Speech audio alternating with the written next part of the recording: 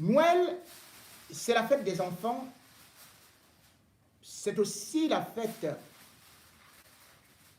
de la famille. Au moment où beaucoup sont en famille, d'autres font des sacrifices tels des médecins pour soigner le corps. Certains, bien évidemment, comme moi, viennent prêcher la bonne parole. D'autres distribuent des cadeaux Papa Noël. Parce que Noël, bien évidemment, avec la naissance du Christ, dans des conditions pas terribles, pas dans la macro-bourgeoisie, juste au niveau de l'étable, on attend qu'on puisse aussi donner à ceux qui sont dans le besoin. Et dans le besoin, beaucoup de pays africains le sont, même si certains chefs d'État ont décidé de se transformer en Père Noël pour offrir quelques cadeaux, quelques primes, quelques rallonges salariales pour leur peuple. D'autres ont décidé, bien évidemment, d'apporter encore du réconfort en allant avec parfois les premières dames au chevet des malades, parcourant les hôpitaux, allant dans parfois des endroits où sont les handicapés. Ce réconfort est important parce que c'est aussi ça la bonne nouvelle et les bonnes œuvres. Mais cependant, dans d'autres pays où pourtant cela qu'on nous vante comme étant les représentants de Jésus sur terre, eh bien, malheureusement, point d'oreille pour le peuple qui souffre de misère et qui croupit dans le désespoir en cette fin de Noël où combien d'enfants auront encore la possibilité d'avoir une cuisse de poulet? Combien d'enfants auront un jouet? Combien de familles pourront-ils manger? C'est devenu très difficile. Et la seule chose qu'on peut offrir à cela, comme bien évidemment une sorte de sacrifice, d'holocauste, eh bien c'est toujours en nous présentant ceux qui sont supposés avoir ruiné le peuple. On les brandit donc à la façon de ces anciens rois, ou alors à la façon de Ponce Pilate, qui se frottait les mains, qu'il n'a rien à voir. Et bien sûr, dans ce Ponce Pilatisme, c'est ainsi que la foule se réjouit souvent, trouvant les coupables idéaux qui sont bien évidemment présentés comme leurs bourreaux. Le bourreau, au Cameroun, cette fois-ci, a été choisi pour la période de Noël, pour offrir au peuple. Et c'est bel et bien Ndondon. Ndondon, ancien directeur général du FECOM, a fait l'actualité, bien évidemment, parce que c'est le petit peuple qui a été convié à aller, à l'instar des habits de Jésus qui étaient mis aux enchères, d'aller se ravitailler en achetant ces anciens meubles. Guy Ndondon a été présenté comme celui-là qui a ruiné le FECOM qui devait bien évidemment ravitailler les communes. Le FECOM donc, avec son ancien directeur général, Ndondon, on fait véritablement l'actualité dans la mesure où chacun pouvait aller se procurer quelques chaises ou encore le mobilier, même des cuisines. Et pourquoi pas quelques micro-ondes? Ah oui, quelques appareils électroménagers. Ceci donc nous vient à nous interroger. Après avoir vendu tous ces biens de Ndondon, eh bien, combien est-ce que le peuple aura dans tout ça? Vont-ils reverser cet argent à ce peuple? Et puis, combien cela a rapporté? C'est là où, justement, on vient encore à nous interroger. Mais avant d'arriver, Ndondon n'a pas été choisi par hasard.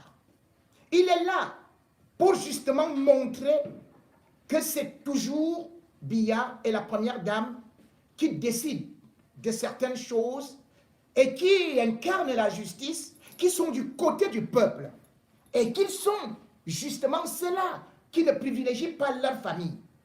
Ainsi, l'homme qui a été présenté au peuple camerounais n'est que qui? Pas n'importe qui. C'est le beau-père de Paul Biya. On donne donc. Celui qui a donc été livré en pleine période de Noël, présenté au peuple comme un plat. Venez et puis partagez-vous ces biens. Parce que c'est lui qui a pillé tout le pays. En réalité, c'est là qui pouvait croire encore que Paul Biya était juste pour une partie de son pays ou des siens, de ses amis, ou de sa tribu, ou de la tribu de sa femme, sont obligés de dire « Ah non, ce président est juste, il ne protège pas les siens, il livre tout le monde à la justice. » Mais non. Derrière cet acte se cache une hypocrisie, une lâcheté. On donc est en train de payer les péchés de Paul Biya et surtout de son épouse, la première dame. Puisqu'on donne donc, qu'on nous présente comme un très très grand voleur, comment se peut-il que, à la dernière heure, on nous présente juste quelques meubles de lui? Mais non, on nous avait dit que ce monsieur avait volé 56 milliards. Quand on l'avait arrêté le 21 février,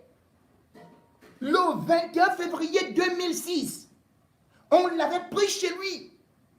Gendarmes, militaires, policiers, tous étaient là. Et puis la télé filmait pour nous dire que on donne donc celui qui a pillé le FECOM qui était justement chargé de pouvoir aider les communes à se développer. Mais aujourd'hui, on se rend compte que tous ces milliards qui ont été souvent présentés, ils n'existent pas. Puisque dans les biens dont qui ont été saisis, qu'avez-vous vu? Des chaises en plastique, des vieilles tables à manger, ou encore quelques salons.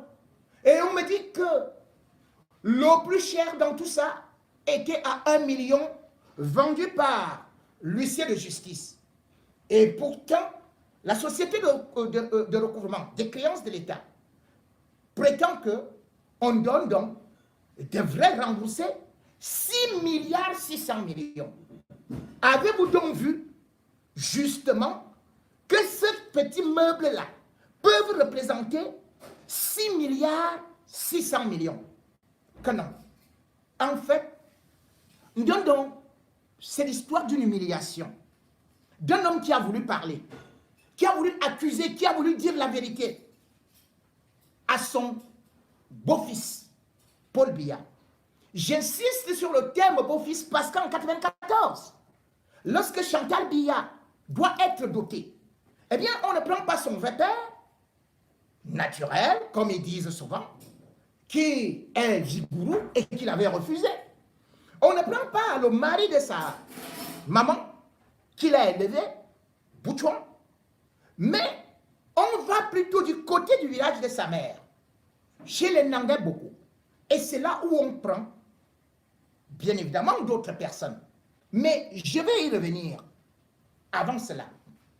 Mais Ndondo est celui-là qui, justement, a été le principal financier de Chantal Biya et de sa propre mère, Rosette. Lorsqu'on arrête Ndondo, qu'est-ce qu'il va faire? Il va d'abord demander à la police, attendez que j'appelle la première dame. Elle appelle, il se rend compte que sa ligne est déjà bloquée. Il tente d'appeler la mère de Chantal. Celle-ci décroche, mais fait semblant d'être dans des bruits. L'affaire d'être que je suis dans des bruits n'existe pas aujourd'hui. Mais néanmoins cherche à alerter sa fille, qui, bien évidemment, lui dit, ne m'appelle pas par rapport à ce problème-là. Et pourtant, on donne donc qui, bien évidemment, va avouer le 14 novembre 2006, lorsque son procès est ouvert, parce qu'il est amené non seulement à la prison centrale de Kondengui, mais par la suite, on va se rendre compte qu'il est en train de vouloir parler. Ce qui s'est passé par rapport à l'argent qu'on dit qu'il a détourné au FECAM. Eh bien, le 14 novembre 2006, devant la justice, devant la juge, Madame Moi, qui avait été justement mandatée par le pouvoir de venir appliquer des sentences contre Ndondon, eh bien, Madame Moi sera surprise des révélations de Ndondon. Ndondon va dire, vous êtes en train de m'accuser sur la base d'un rapport qui prétend qu'il y a eu un audit et qu'il y a un trou de 58 milliards. De 58 milliards, je peux vous dire que moi, je n'étais là que pour essayer d'ouvrir la caisse lorsque Paul Biya me le demandait. Mais bien plus, son épouse, Madame Chantal Biya, c'est elle qui était chargée, c'est elle qui me chargeait de sortir de l'argent pour financer la fondation Chantal Biya. Immédiatement, l'audience est suspendue. Et quand Ndondon revient sur la scène, eh bien, il insiste et il y va. On ne lui dit plus qu'il a détourné 56 milliards, on dit que c'est maintenant 36 milliards. Et sur les 36 milliards, on dit que lui seul, avec 13 collaborateurs, enfin, que lui seul, il a détourné finalement 13 milliards et demi. Et il reprend la même histoire. Il dit, je ne pouvais pas sortir cet argent si la première dame ne me le demandait pas. Je ne pouvais pas sortir cet argent si sa mère ne venait pas, si toute la famille n'y venait pas. Et au-delà de ça, cet argent, fouillez mes comptes et vous verrez que je ne l'ai pas. Or, dans l'audit, on accusait Ndondon justement des primes et des dons non justifiés. Sauf qu'on n'a jamais dit au peuple camerounais qui a bénéficié des dons et des primes de Ndondon. Ndondon sera condamné, bien évidemment, après les réquisitoires du procureur de la République qui a reçu les instructions de la présidence de la République, à une peine terrible. 50 ans de prison. Nous sommes le 28 juin 2008. Le procureur de la République avait d'ailleurs requis une peine de 75 ans de prison. Alors, Madame Moi, ne sachant quoi faire et regardant justement le nouveau code de procédure pénale, eh bien, elle était embarrassée et finalement, elle a donné la sanction qui lui venait d'étudier.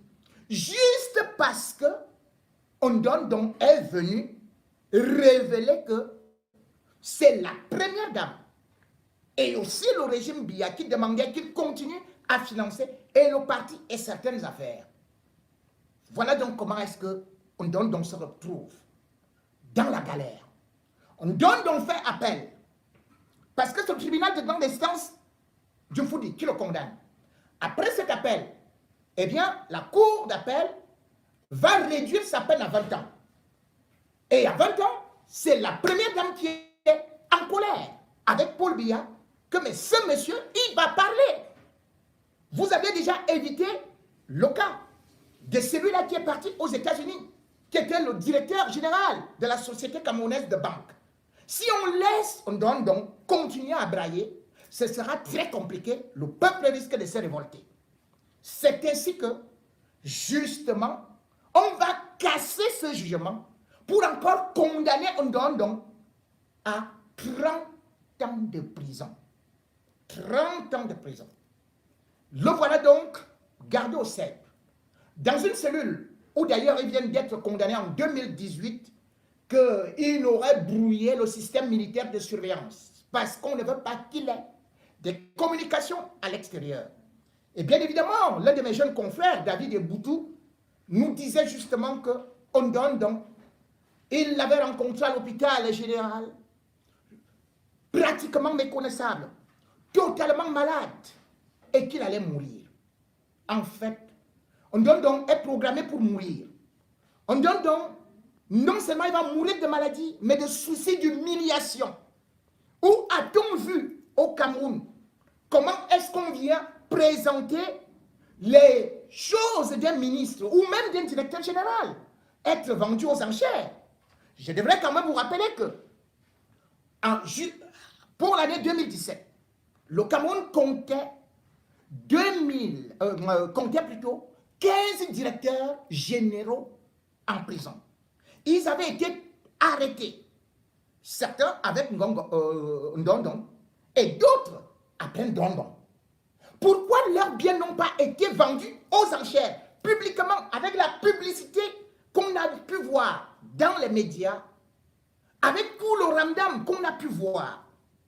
Et au-delà de ça, je peux vous dire que vous pouvez demander quand même, le jour où on a arrêté Ndondon, eh bien, c'est le même jour où on a arrêté aussi le directeur général de la société immobilière du Cameroun, un certain Roger Bellinga. Ah, les Bellinga, il était déjà là. Celui-là a détruit la SIC après 15 ans. Pourquoi n'a-t-on pas présenté comment est-ce qu'on est en train de vendre? C'est bien, publiquement. Le même jour, d'ailleurs, on avait aussi arrêté le directeur du Crédit Foncier qui s'appelait Joseph Edou. Vous entendez vous-même le nom? Edou. En langue petit veut dire la souris.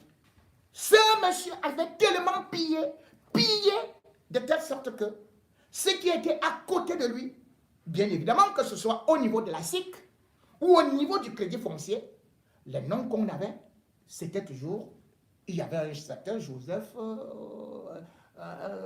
Kila Bellinga.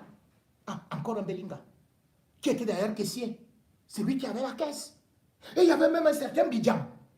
Ah oui, comme vous entendez là, les Bidjam à gauche, Bidjam à droite. Ils avaient déjà commis tous ces délits et tous ces détournements. Mais comment vous voulez croire que ces gens ont volé des milliards? Mais eux, on ne vend pas leurs biens. Comment vous voulez me faire comprendre que le premier directeur de ce qu'on peut appeler la Camer, on a vu tous les biens qu'il avait avec des milliards. On n'a pas vu comment ça a été vendu aux enchères. Comment vous pouvez m'expliquer que Siam Siewe, qui était le directeur du port de Douala, et qu'on disait qu'il a volé des milliards, on n'a pas vu comment est-ce qu'on a eu à vendre ses affaires aux enchères devant tout le monde? Comment vous pouvez m'expliquer que Fordy Jam, lui également, qui était le directeur des ADC, on nous avait dit qu'il avait volé plusieurs milliards, mais personne n'a vu comment on a vendu ses affaires ou encore tout ce qu'il pouvait posséder aux enchères. Comment vous pouvez me dire que le directeur de la Sonara, que tout le monde nous a dit que c'est lui qui a ruiné le pays avec le pétrole et tout et tout, comment est-ce que ces affaires n'ont pas été vendues aux enchères? Comment vous pouvez me dire que Nguinefa, le directeur de la société, de la SCDP, encore du pétrole, que ces effets n'aient pas été vendus aux enchères? Expliquez-moi cela. Et subitement, on nous vend donc les affaires de Ndondon, dont on dit d'ailleurs que c'est un jugement qui, suite à la condamnation de décembre, ah oui, 2013, on le condamne toujours en décembre, et on le livre toujours en décembre. Eh bien, on avait décidé, la justice, qu'on devait saisir ces biens. Très bien. Sauf que, mesdames et messieurs, dans la liste des biens d'Ndondon, il figurait bien 7365 mètres carrés de terrain. Vous avez vu comment ça a été vendu aux enchères? Personne n'a vu.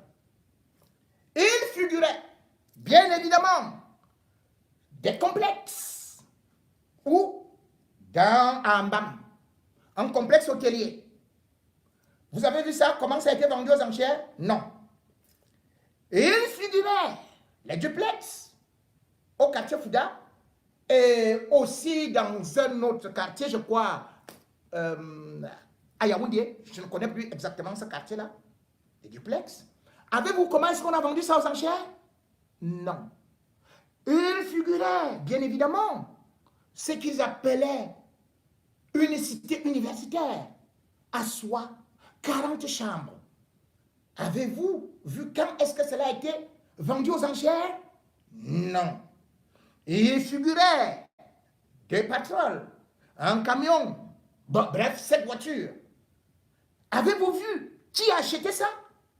Pourquoi est-ce qu'on n'a pas montré ça? À quel moment ça a été vendu? Parce qu'ils se sont partagés les biens en cachette. Ils viennent donc avec les vieux micro-ondes.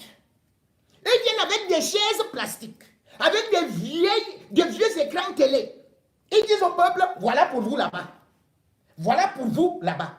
Entre-temps, les grands voleurs ont volé tout ce que celui qu'on accuse avait.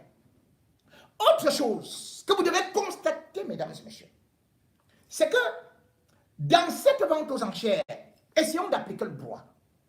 Pour arriver à la vente aux enchères, bien évidemment, et à ce qu'on appelle une procédure judiciaire. Et de cette procédure judiciaire, il y a des saisies-ventes. Et ces saisies-ventes, par exemple, voudraient par exemple qu'on puisse trouver si vous avez de l'argent pour rembourser une dette. Alors, qui est le créancier? Le créancier, nous dit-on, c'est la SFC. La SFC, c'est qui? C'est l'État du Cameroun. Le FECOM, c'est qui? C'est l'État du Cameroun. C'est-à-dire, l'État étant représenté par Paul Biya. C'est donc Paul Biya qui exige le recouvrement des biens ou alors de ce que son bienfaiteur, le bienfaiteur de sa famille, a volé, est supposé avoir volé. Et là où il vient se prendre au piège, c'est qu'effectivement, ce Paul Biya est celui qui avait ordonné justement cette enquête et qui a ordonné cette condamnation. Dans la condamnation, la première, on nous dit que Ndondon a volé 13 milliards 500 millions. Mais dans le recouvrement maintenant, on nous dit que c'est 6 milliards 600 millions. Je vous rappelle quand même qu'il y a des gens qui sont accusés de détournement de 40-50 milliards. Mais bon. Mais ce qui est intéressant, c'est que lorsque quelqu'un a autant d'argent, est-ce que vous avez besoin d'aller vendre son salon? Est-ce que vous avez besoin d'aller vendre les chaises plastiques, les réfrigérateurs? Vous avez besoin de ça pour récupérer finalement seulement moins de 20 millions. La vente aux enchères qui ne rapporte même pas 20 millions et vous faites un ramadan médiatique à la télévision et partout. Mais posons-nous des questions. Où est donc passé l'argent, la fortune de Ndondon?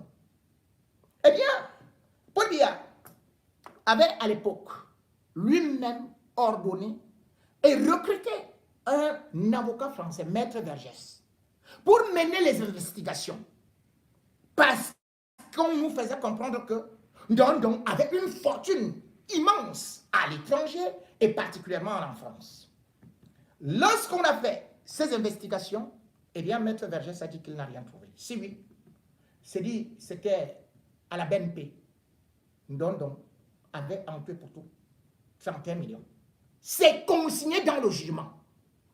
Chez lui à la maison, on avait trouvé 1,3 million. Et puis, dans une autre banque au Cameroun, on avait trouvé 6 millions.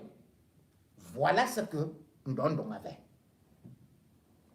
Mais on a fait croire aux Camerounais que ce monsieur, lui seul, avait d'abord détourné 56 milliards, puis 36 milliards, puis milliards 600 millions, puis maintenant 6 milliards 600 millions, puis maintenant on nous dit qu'il est en faillite.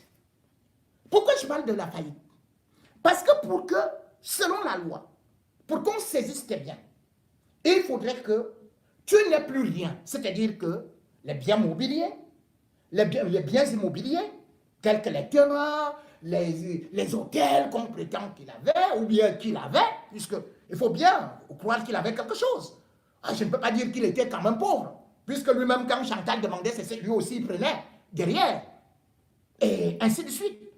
Mais ce qui est extraordinaire, c'est que de tout ce que vous voyez donc, qui a été répertorié, on se rend compte que pour qu'on arrive à la vente aux enchères, cela veut dire que vous n'avez rien. Vous ne pouvez pas payer vos dettes. C'est ça la loi. Article 35 du nouveau Code pénal, selon BIA. Tiens. Donc, on n'avait rien. Jusqu'à ce qu'on nous présente maintenant ces jouets-là. On nous dit que des voitures. Où étaient ces voitures? Et même si c'est des voitures, cela daterait peut-être de 2006. Qu'est-ce que ça vaudrait encore? Ça a quelle valeur par rapport à l'État? En réalité, comme je vous ai dit, donc souffre juste d'une vengeance de Chantal Biya,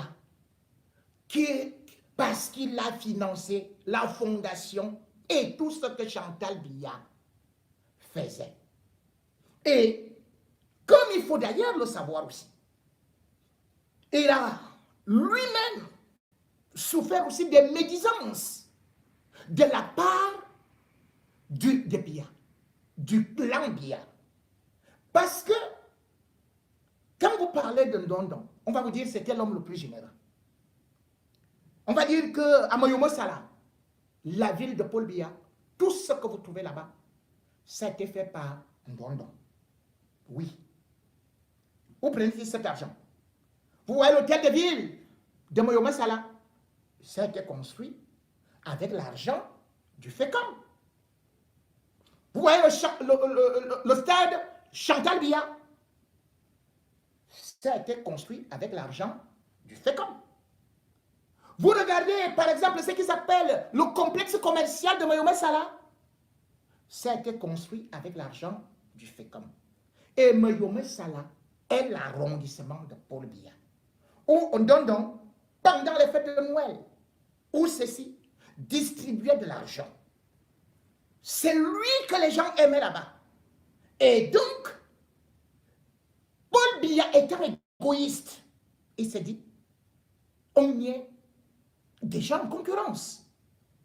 Il est en concurrence avec un Ndondon qui était devenu populaire. Il se dit donc, je ne peux pas continuer.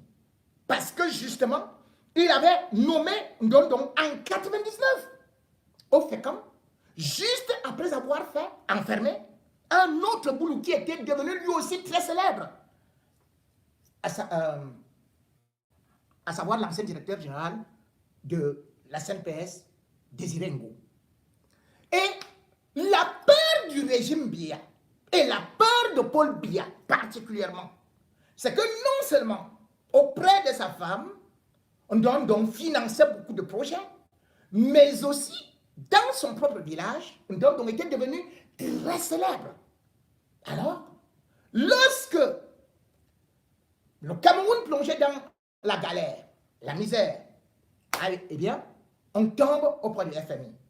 Le Cameroun doit donc être redressé. Paul Biya n'a plus les manettes. Et bien évidemment, pour atteindre l'initiative PPTE, pays pauvre et très endetté, entre 2004 et 2005, eh bien, on exige au Cameroun que, bon, nous allons injecter un peu d'argent. Qui? D'abord la France et bien évidemment les institutions de Bretton Woods. Mais pour cela, cet argent doit aller auprès des communes. Et qui est la super commune? C'est le FECOM. Mais nous voulons un audit vers là-bas. Paul Biya profite donc pour dire, mais tiens, il faut donc livrer Ndondon. Sauf que son nom, ni le nom de son épouse, ne doivent apparaître. Parce que c'était la condition sine qua non pour que la France, ce qu'on appelait l'allègement de la dette, et aussi les institutions de Bretton Woods, puis pour qu'ils puissent donner de l'argent, il fallait bien évidemment l'audit du FECAM. Cet audit a donc été commandité de telle sorte que on est arrivé à Paris, on n'a rien trouvé. Malgré tout cela, on a dit, Ndondon doit aller en prison. Ndondon ne sortira pas de la prison. Il va y mourir. C'est malheureusement ça, le salaire de ceux qui, en Boumaka, pas seulement en Boumaka, au sud, ou même sur l'étendue du territoire, veulent se donner une bonne image qui risque d'agacer un président égoïste et égocentrique. Et du coup, comme je vous parlais justement de Ndondon qui a été nommé en 1999, et puis a été finalement, après avoir été relevé de ses fonctions en 14 novembre 2005, eh bien, il sera arrêté. Il sera jeté en cellule. Et bien sûr, celui sur lequel les espoirs du Sud vont aussi se reposer, c'est celui-là qu'on va appeler justement Joseph Désiré Ngo. Joseph Désiré Ngo, lui aussi, il était très célèbre. Il était très célèbre. Mais qu'est-ce que Biya en a fait? Qu'est-ce que Biya en a fait? On pourra vous dire que non, il a fait ceci, et il a fait cela. Mais non. Il a juste regardé. Et puis, il s'est dit, cet homme devient de plus en plus très célèbre. Parce qu'il faut savoir qu'en 78, jusqu'en 81, voire 83, eh bien, oui, 83, Joseph Désiré Ngo était celui-là qui était d'abord directeur, qui était d'abord ministre de l'économie. C'était le plus jeune ministre de l'époque d'Aïdjo. Et d'ailleurs, on croyait qu'il sera président. Et il va commettre l'erreur d'aller créer la fondation Martin-Paul Samba du nom d'un résistant Boulou qui a pu au moins tenir tête aux Allemands. Et quand il va devenir célèbre, eh bien, qu'est-ce qui va se passer? On va aussi monter un coup contre lui en disant qu'il a volé des milliards, qu'il a des bateaux en Guinée équatoriale, que ses comptes bancaires sont archi pleins. Eh bien, Paul Biya va aussi l'arrêter. Donc, il va profiter de l'affaire de Mouchipouguette. Il l'envoie en prison. Tout le monde applaudit. Mais sauf que, après toutes sortes de ce qu'on peut appeler les enquêtes, les commissions rogatoires, on va se rendre compte qu'on envoie des gens en France. Les gens reviennent en France avec Laure Thibault, c'est-à-dire qu'elle a été désignée par la justice française de faire les audits des comptes de Joseph Désiré Ngo. Eh bien, elle se rend compte qu'il n'y a rien. Il n'y a pas cet argent qu'on est en train de me dire là. Comme justement on disait que non, il y a 14 milliards qui se retrouvent dans ses comptes. Elle envoie ses requêtes au Cameroun. Mais néanmoins, on dit Joseph Désiré Ngo doit rester en prison.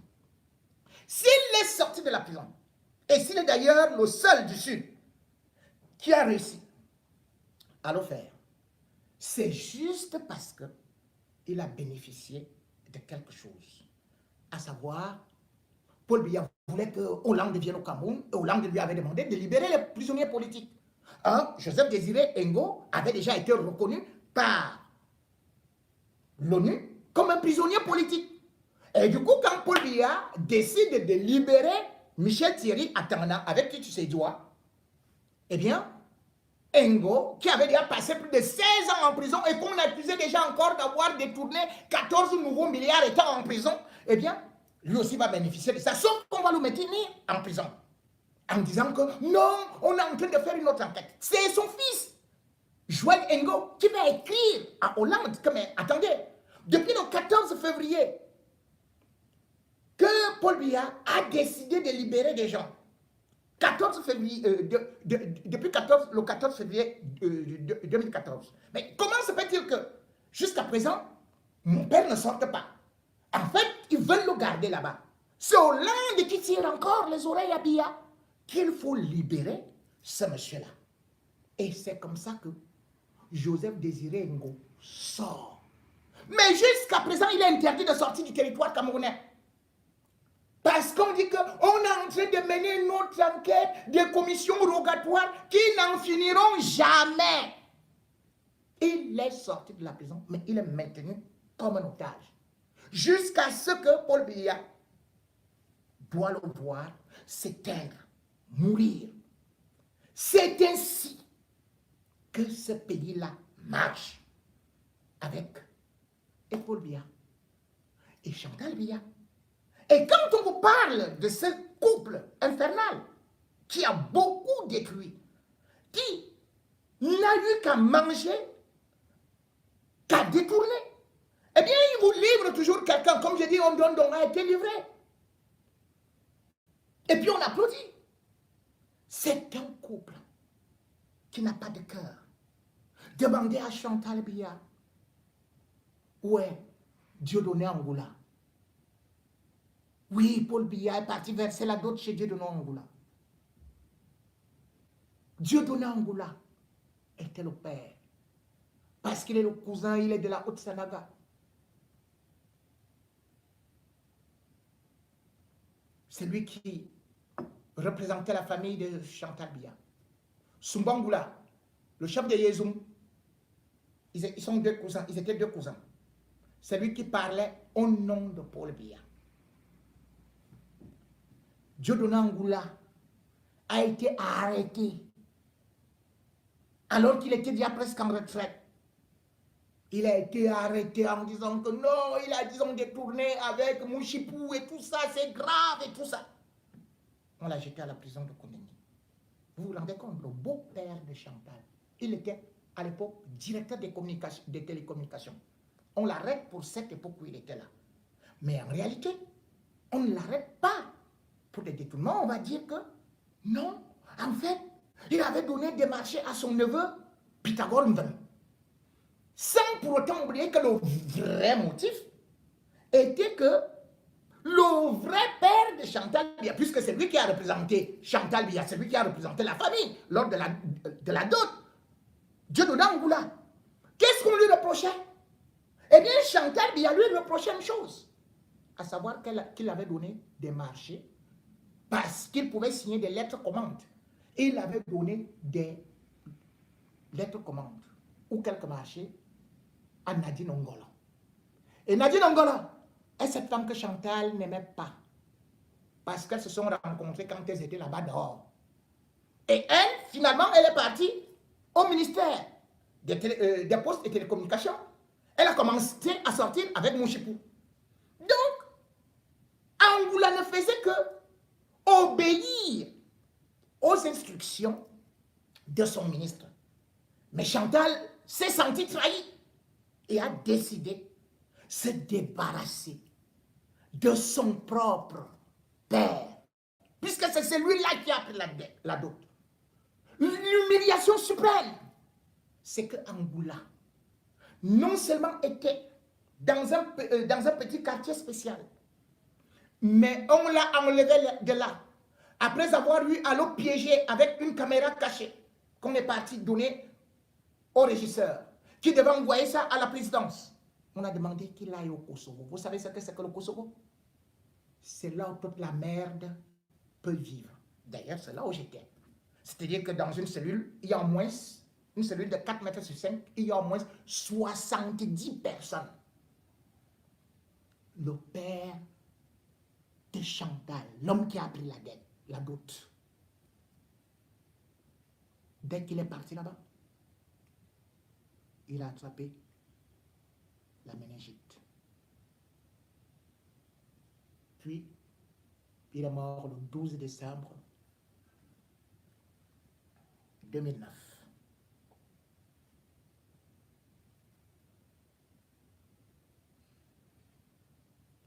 Pour vous dire la cruauté de ce régime, Donc on vous présente aujourd'hui, a servi ce régime. Tout comme vous avez pu constater, un type qu'on appelle Gervais Mondosé, qui a servi ce régime. Mais pourquoi a-t-il été condamné finalement? Parce que lui aussi, on disait qu'il était déjà devenu célèbre. Et qu'est-ce qui a fait son malheur? C'est le jour où il est parti chanter à Simba. Il a fait un spectacle incroyable et on l'applaudissait devant Biya. Le jour de l'enterrement de la mère de Chantal Biya. Quelques jours après, on a demandé qu'on arrête Gervais Mondosé. Malgré la maladie, malgré les pleurs, malgré les SOS, on a laissé Gervais Mondosé mourir en prison.